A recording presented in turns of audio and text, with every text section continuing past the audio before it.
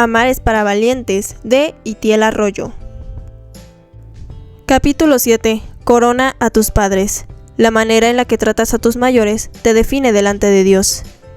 Junto a la cruz de Jesús estaban su madre, la hermana de su madre, María la esposa de Cleofas, y María Magdalena. Cuando Jesús vio a su madre y junto a ella al discípulo a quien él quería mucho, dijo a su madre: «Mujer, ahí tienes a tu hijo». Luego le dijo al discípulo: «Ahí tienes a tu madre». Desde ese momento, ese discípulo la recibió en su casa. Juan capítulo 19, versículos del 25 al 27. ¿Qué escena tan conmovedora? Es como ese pequeño detalle en medio de la trama de una película, que abre un paréntesis en el hilo argumental de la historia para contarte algo acerca de la relación entre los protagonistas, y, sin saber muy bien por qué, te toca la fibra sensible del corazón y logra sacarte una lágrima de las entrañas. Sí, lo admito, soy un poco llorón. Suelo llorar en escenas en las que los héroes, antes del acto de valor que pondrá en riesgo su vida, expresan sus sentimientos más sinceros a sus seres amados. Me emocionan mucho, me resultan conmovedoras las palabras de afecto que el héroe expresa antes de su sacrificio, la manera en la que se despide de aquellos que son importantes en su vida. Es como si nos recordasen que salvar el mundo es importante porque en él se encuentran las personas amadas, solo por eso. No sé si voy a encontrar las palabras adecuadas para describir la belleza de lo que estaba ocurriendo a los pies de esa cruz. Jesús, el gran héroe de la historia, estaba luchando la batalla final contra el poder del Hades. En esa cruz se estaba lidiando un conflicto de dimensiones cósmicas, el rescate de la humanidad de las garras de la muerte. Allí, clavado, se encontraba el héroe herido, mientras sus llagas abiertas goteaban sangre sobre el barro. Magullado, cortado y sangrante, como un dolor ardiente por el desgarro de los clavos, Jesús se esforzaba por respirar. Al ser colgado en la cruz con clavos de 12 centímetros de largo, atravesando sus talones y muñecas que le sujetaban al patíbulo, Jesús sufrió los dolores más terribles que conoce la humanidad. Estar clavado en la cruz hacía muy difícil la respiración. En esa posición, cada movimiento respiratorio implicaba poner todo su peso sobre los clavos que trituraban sus nervios en pies y manos, por lo que inhalar un poco de aire implicaba un dolor inescrutable. Con el más mínimo movimiento, el dolor se extendía por todo el cuerpo como un golpe de corriente atravesando el brazo hacia la médula espinal. Eran como relámpagos atravesando el cuerpo de Jesús. Cada esfuerzo por respirar era fatigoso para el héroe, pero, de repente, hizo algo inesperado: hablar con su madre. Jesús abrió un paréntesis en su lucha contra el mal, y, antes de su sacrificio final, le dedicó unas palabras a su madre, que se encontraba a los pies de la cruz, sufriendo como solo una madre sufre con el dolor de su hijo. Cuando Jesús vio a su madre, y junto a ella al discípulo a quien él quería mucho, dijo a su madre: «Mujer, ahí tienes a tu hijo». Luego le dijo al discípulo: «Ahí tienes a tu madre». ¿Qué es lo que estaba haciendo Jesús? Mientras resolvía el gran problema del pecado en la cruz, su amor aún tuvo tiempo para resolver el problema del cuidado de su mamá. En aquella época, el cuidado de los padres cuando se hacían mayores, enfermaban o no podían valerse por sí mismos, recaía sobre los hijos. Generalmente, era el primogénito quien asumía la responsabilidad principal en el mantenimiento y protección de los progenitores. En una cultura como la hebrea, basada en el honor, no hacerlo se consideraba un acto de deshonra socialmente condenado. Lo que sabemos es que María era viuda y, en ese momento, estaba a punto de perder a su primogénito, por lo que se iba a encontrar en una situación de vulnerabilidad. Más aún teniendo en cuenta que el sistema religioso no ofrecería ayuda asistencial ni limosna a la madre del disidente. Jesús, movido por un afecto profundo por su mamá, la llamó desde lo alto de la cruz y le dijo: «Madre, no te quedarás sola. Ahora mi discípulo Juan será tu hijo». Y dirigiéndose a Juan le dijo: «Cuídame bien a mi mamá, hazte responsable de protegerla y cubrir sus necesidades». Y así fue. De hecho, hace unos años tuve la oportunidad de visitar las ruinas de la ciudad de Éfeso, en la actual Turquía, donde la tradición dice que Juan acogió a María en sus últimos años de vida. En definitiva, Jesús le arregló la jubilación a su mamá y se aseguró de que recibiese el cuidado necesario en su ausencia. Y pensó en su madre en una situación en la cual la mayoría de nosotros solo estaríamos pensando en nuestro propio dolor mientras estaba clavado en la cruz. Esto logra sacarme una lágrima en honor a Jesús, el verdadero modelo de hijo, que no solo fue un perfecto hijo de Dios, sino que fue un perfecto hijo de María. Como expresé en el capítulo anterior, creo que la relación con nuestros padres y la manera en la que los tratamos, más que cualquier otra relación en nuestra vida, probará la calidad de nuestro amor. Para Dios, la honra a los padres es un asunto prioritario en su reino. El hijo que no entiende este principio, no entiende el corazón de Dios.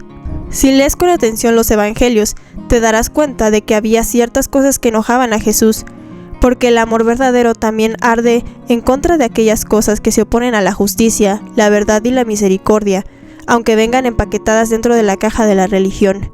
Jesús no tenía problemas a la hora de relacionarse con publicanos, leprosos y prostitutas. De hecho, él se relacionaba tanto con ese tipo de personas marginadas socialmente, que le conocían como el amigo de los pecadores. Pero había un tipo de personas a las que Jesús no soportaba, los religiosos hipócritas. Y una de las cosas que más le enojaba de ellos era un pacto de consagración que se llamaba Corbán. De hecho, nuestro maestro les dedicó uno de los sermones más directos a aquellos que lo practicaban. Bien desechan el mandamiento de Dios para establecer su tradición, porque Moisés dijo: honra a tu padre y a tu madre, y el que maldiga a su padre o a su madre muera irremisiblemente. Pero ustedes dicen que si alguien le dice a su padre o madre: aquello con que hubiera sido beneficiado de parte mía es Corbán, es decir, una ofrenda a Dios. Ya no le permiten hacer nada por su padre o su madre. Así invalidan la palabra de Dios mediante su tradición que han transmitido, y hacen muchas cosas semejantes a estas. Marcos capítulo 7 versículos del 9 al 13. Realmente, el Corbán era un pacto de consagración hermoso, donde un hombre se podía acercar al templo y hacer una dedicación de sus pertenencias a Dios, diciendo: todo lo que tengo, toda mi riqueza y posesiones, lo consagro a ti. A partir de este momento, no considero nada de mi pertenencia, sino que todo es tuyo. Básicamente, hacer Corbán es entregar tus bienes a Dios. Entonces, ¿qué es lo que ponía furioso a Jesús de una dedicación tan noble? Que muchos hijos lo usaban como una excusa para deshonrar a sus padres. Como dijimos, en la cultura hebrea, los hijos tenían el deber de atender a las necesidades de sus padres, sobre todo cuando se hacían mayores y requerían sustento económico.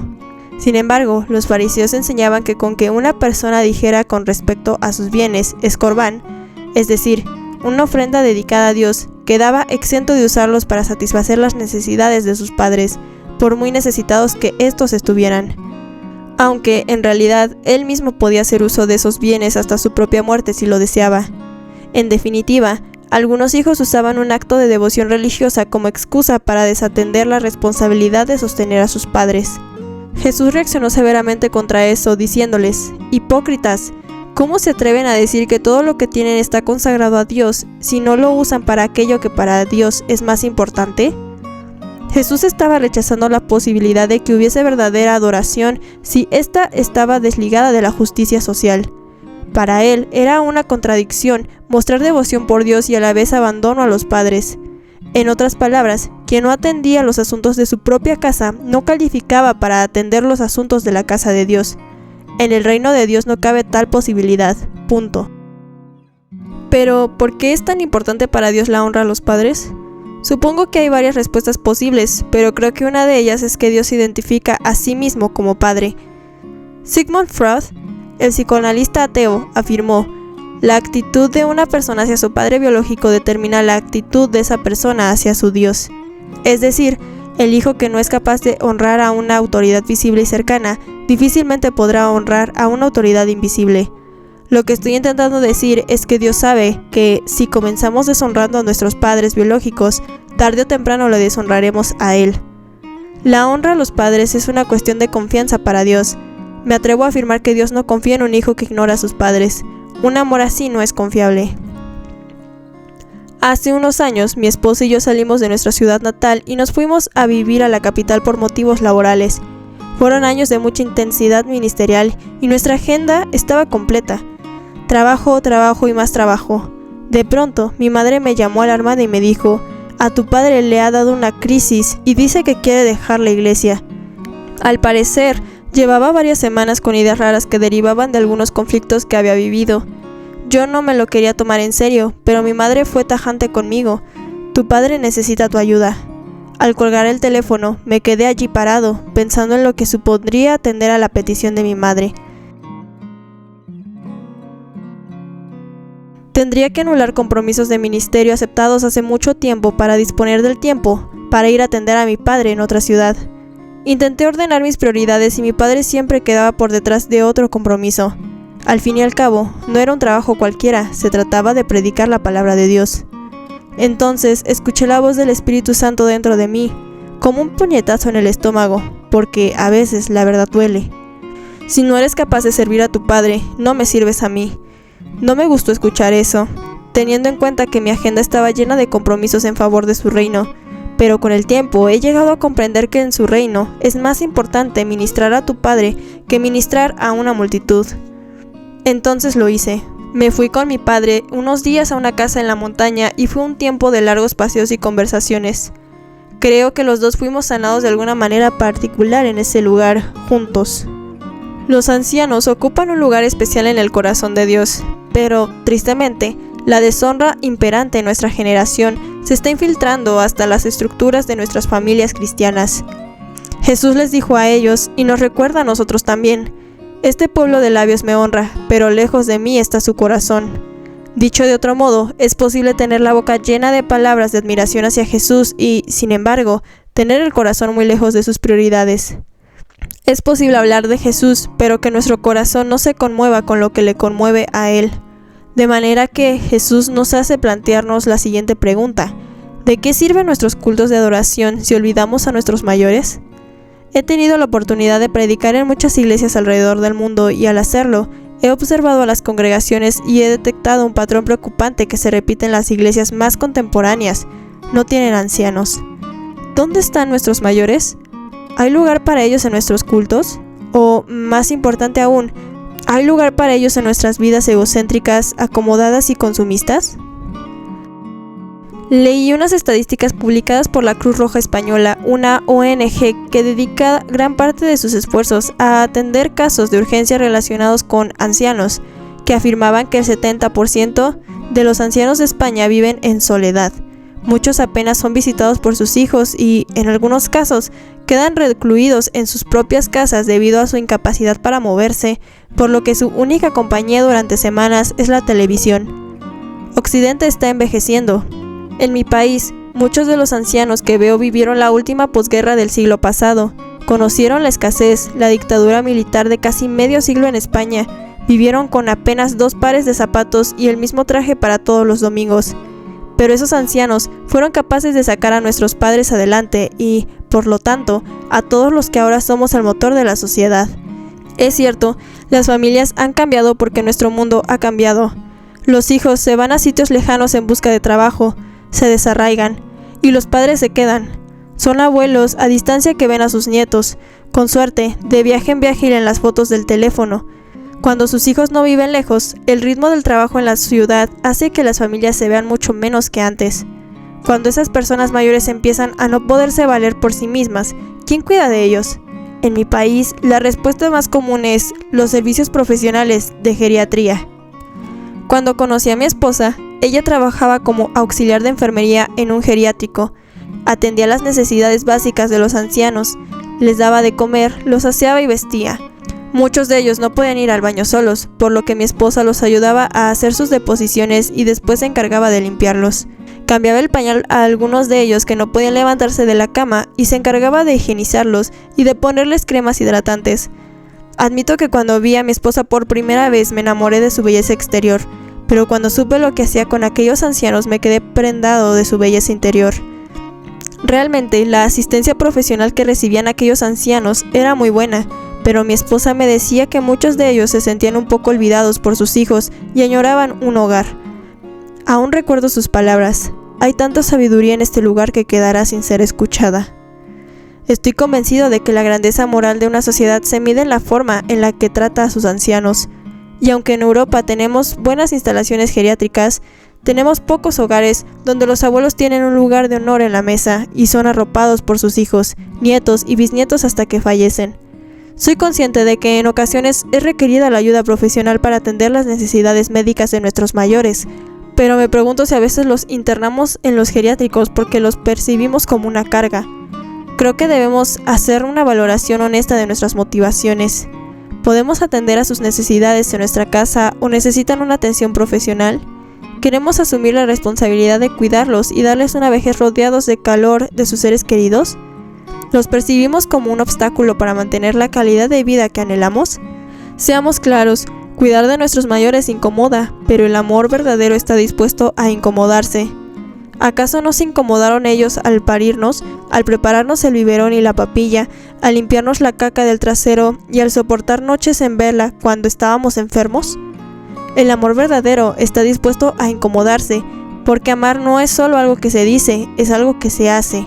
Te amo, a veces se traduce como te preparo la comida, en otras ocasiones como te escucho atentamente, y también como te ayudo a ponerte la camisa. Cuando nosotros fuimos niños, nuestros padres nos tuvieron que decir quiénes éramos, pero cuando ellos sean ancianos, nosotros deberemos recordarles quiénes son. Y nuestra manera de cuidar de ellos, como ellos lo hicieron con nosotros, es un recordatorio muy poderoso. Al ver cómo mi generación trata a sus mayores, suelo recordar la fábula número 78 del libro Cuentos de Hadas de los hermanos Grimm. El abuelo se fue a vivir con su hijo, su nuera y su nieto de 4 años. Estaba tan mayor que sus manos temblaban sin control. El abuelo y su familia se reunían todos los días para comer, pero sus manos temblorosas le causaban dificultades para alimentarse. La comida se le caía de la cuchara al suelo y, cuando intentaba beber del vaso, derramaba el contenido sobre el mantel. La pareja se cansó de esa situación tan incómoda. «Tenemos que hacer algo con el abuelo», dijo el hijo. «Ya es suficiente, derrama la bebida, hace ruido al comer y tira la comida al suelo». Así que el matrimonio decidió poner una pequeña mesa en una esquina del comedor. Ahí el abuelo comía solo mientras el resto de la familia comía en la mesa principal. Como el abuelo había roto varios platos, le servían su comida en un tazón de madera.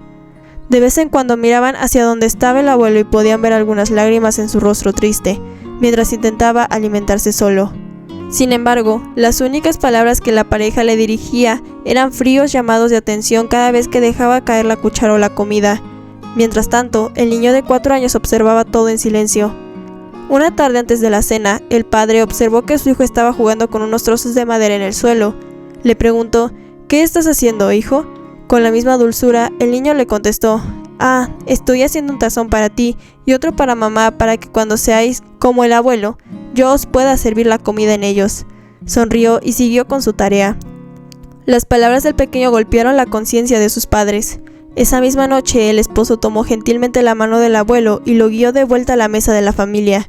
Por el resto de sus días ocupó un lugar de honor en la mesa junto a ellos. Y, por alguna razón, el matrimonio no se sentía tan molesto cuando la cuchara se caía, la leche se derramaba o cuando se ensuciaba el mantel. Creo que la moraleja es sencilla de entender. Algún día, todos nosotros también seremos viejos e incapaces de cuidar bien de nosotros mismos, por lo que crear una cultura de honor hacia nuestros mayores en nuestras familias hoy repercutirá en beneficio de nuestra propia vejez mañana. Lo contrario, también. Al estudiar acerca del significado de la honra, descubrí una definición que se ha convertido en mi favorita. Honrar es poner una corona de reconocimiento sobre la cabeza de alguien. Esta definición dibuja una imagen muy poderosa en mi mente. Honrar a mis padres no se trata solamente de obedecerlos, respetarlos o cuidar de ellos cuando lo necesiten. Se trata de llegar a poner una corona de reconocimiento sobre sus cabezas que todos los demás puedan ver. Al pensar en esta preciosa definición, recordé el proverbio que expresa lo siguiente: los nietos son la corona del anciano. Además del significado más obvio, este proverbio declara que el fruto que producimos como hijos es una corona sobre la cabeza de nuestros padres. Es decir, la manera en la que vivamos nuestra vida, el producto de nuestro trabajo y testimonio, va a poner una corona sobre la cabeza de nuestros padres, que puede ser una corona de espinas o una corona de gloria. En otras palabras, para bien o para mal, el fruto de nuestra vida va a coronar a nuestros padres. Esa corona sobre sus cabezas los enaltecerá o los avergonzará delante de los demás. Los hijos que viven su vida de forma irresponsable, que son conocidos por ser perezosos, pendencieros o problemáticos, no solo afectan a su propia reputación, sino que ponen una corona de espinas sobre sus padres, que les hace sufrir y los avergüenza frente a los demás. Sin embargo, los hijos que viven su vida de forma responsable, que son conocidos por sus logros profesionales, sus matrimonios sólidos y su integridad moral, no solo afectan a su propia reputación, sino que ponen una corona de gloria sobre sus padres, que los hace felices y los enaltece frente a los demás. En definitiva, la honra no es solo un asunto privado, es un asunto público. La manera en la que vivimos no está desconectada de nuestras familias, dice algo a los demás acerca de nuestros padres. Por esa razón, el mayor acto de honor que podemos brindarles a nuestros progenitores es vivir de tal manera que ellos puedan ser alabados por nuestra causa, que sus oídos puedan escuchar de la boca de otros: «Qué bien educaste a tu hijo, lo convertiste en una persona admirable». Dime, ¿qué puede enaltecer más a un padre o a una madre que ser alabado por tu causa? Crecí en un barrio rodeado de gitanos, una etnia que aún conserva sus costumbres ancestrales en medio de la cultura moderna. Son una comunidad con un alto sentido de la honra a sus mayores, por lo que nunca verás a un anciano gitano en un geriátrico. Cuidan de ellos hasta el día de su muerte y les dan un lugar de honor en la familia y la comunidad. Hay un ritual que la mujer gitana realiza el día de su boda que me parece muy significativo. Sé que cuando lo leas puede resultarte escandaloso, pero si eres capaz de entender su significado admirarás la belleza de esta ceremonia. Se conoce como las 3 rosas. El día de su boda, la mujer gitana debe probar públicamente que es virgen, que ha luchado por preservar su pureza para entregársela a su marido en la noche de bodas. Esta prueba es tan importante en la cultura gitana que, de dar un resultado negativo, la ceremonia podría anularse y la familia de la novia quedaría en vergüenza. Este ritual consiste en llevar a la novia a una habitación privada donde se le realiza la prueba de pureza. Allí, la ajuntaora, la anciana encargada de llevarlo a cabo, junto con otras mujeres casadas que han sido invitadas al acto, comprueba la virginidad de la novia. Para dicho acontecimiento se utiliza un pañuelo blanco decorado por la madre de la novia con lazos y preciosos bordados. La prueba en cuestión consiste en introducir el pañuelo en la vagina de la novia 3 veces. Si la mujer es virgen, se recogerán 3 manchas de sangre sobre el pañuelo, que son conocidas como las 3 rosas, y constituyen la confirmación pública de la pureza de la novia. Una vez realizada la prueba, la ajuntaora lleva las 3 rosas al padre de la novia y este muestra el pañuelo con orgullo a los asistentes de la boda. El padre, emocionado, pronuncia: «Me siento muy orgulloso de mi hija, que ha honrado a toda la familia con su pureza». Y después se pasa el pañuelo por la cabeza, coronándose con él delante de todos. Entonces, algunos hombres invitados se rompen las camisas en señal de alegría, mientras alaban al padre, que es enaltecido gracias al testimonio de su hija. Después, los novios son levantados en hombros y les echan almendras por encima en señal de prosperidad y buena fortuna. Cuando se exhibe el pañuelo manchado de sangre demostrando la legitimidad del matrimonio, las mujeres cantan la alborea, un poema reservado especialmente para la ocasión. En un verde prado tendí mi pañuelo, salieron 3 rosas como 3 luceros. En ese momento tan especial, el padre alza a su hija y baila con ella mientras le susurra al oído cuán orgulloso está de ella. Probablemente los dos lloren emocionados. Hay muchas formas diferentes con las cuales puedes coronar a tus padres. Sencillamente se trata de traer el fruto de tu vida y ponerlo como una señal de honor sobre sus cabezas. Puedes invitarlos a la fiesta de tu graduación y hacer una mención pública de todo lo que has aprendido de ellos. Puedes guardar el sueldo de tu primer mes de trabajo en un sobre y entregárselos en señal de gratitud por todo lo invertido en tu educación. Puedes organizar una escapada a algún lugar especial y hacer aquello que más les guste. Puedes hacerles una reforma en la casa o comprarles muebles para mejorar su comodidad. Puedes subir una foto con ellos en tus redes sociales y decirles que los quieres públicamente. Estoy seguro de que a ti se te ocurrirán maneras creativas de enaltecerlos, pero déjame advertirte, hazlo antes de que sea tarde. Un amigo que había enterrado a su padre después de que el cáncer lo venciese, me dijo algo que creo que define muy bien la evolución de nuestra relación con nuestros padres. A los 5 años pensaba que mi padre lo sabía todo. A los 12 pensaba que mi padre no sabía tanto. A los 20 años pensaba que mi padre no sabía nada y a los 30 descubrí que mi padre sabía más de lo que imaginaba. Ahora que mi padre ya no está conmigo, desearía preguntarle tantas cosas. Hace un tiempo mi mamá me llamó llorando. Mi padre había tenido un derrame cerebral y estaba en el hospital, con un diagnóstico clínico muy complicado. Cuando llegué a la habitación y vi a mi padre postrado en la cama, sin habilidad para moverse ni comunicarse, solo podía pensar en una cosa, una única cosa. Quizá te parezca extraño, pero yo solo podía pensar, ¿cuándo fue la última vez que le dije que lo amaba? Al verlo incapaz de entenderme, lo que me angustiaba era pensar que hacía demasiado tiempo que no le había mostrado mi afecto, y quizá ya era demasiado tarde.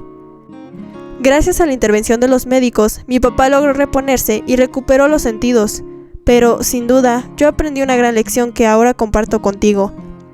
Honra a tu padre y a tu madre hoy, diles que los quieres y sé agradecido con ellos, porque quién sabe si mañana será demasiado tarde. Deseo que en el funeral de tus padres no tengas nada de lo que arrepentirte. Ningún te quiero no dicho, ningún abrazo no dado y ningún regalo no hecho.